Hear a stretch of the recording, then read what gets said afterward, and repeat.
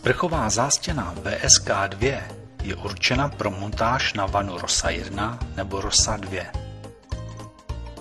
Po rozbalení zástěnu umístíme prozatímně na vanu.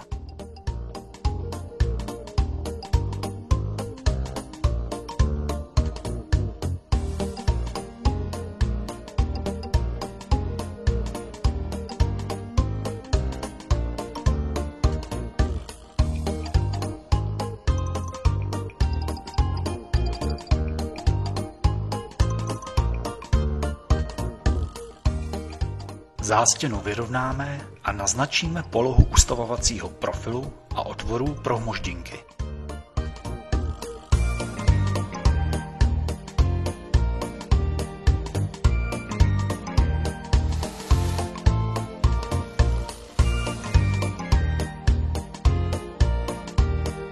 Profil přišroubujeme ke zdi.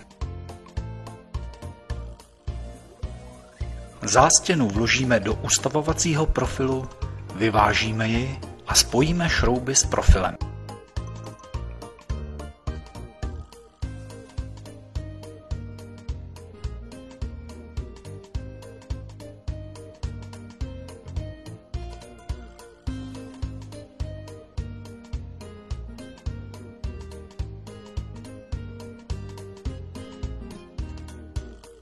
Tmelení provedeme po obou stranách ustavovacího profilu silikonem Ravak.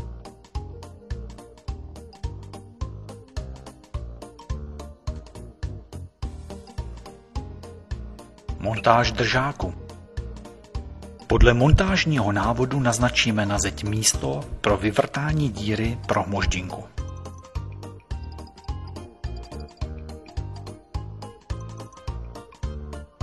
Přišroubujeme koncovku držáku. Na koncovku našroubujeme držák. Druhou koncovku posadíme na horní profil zástěny a z boku ji přišroubujeme.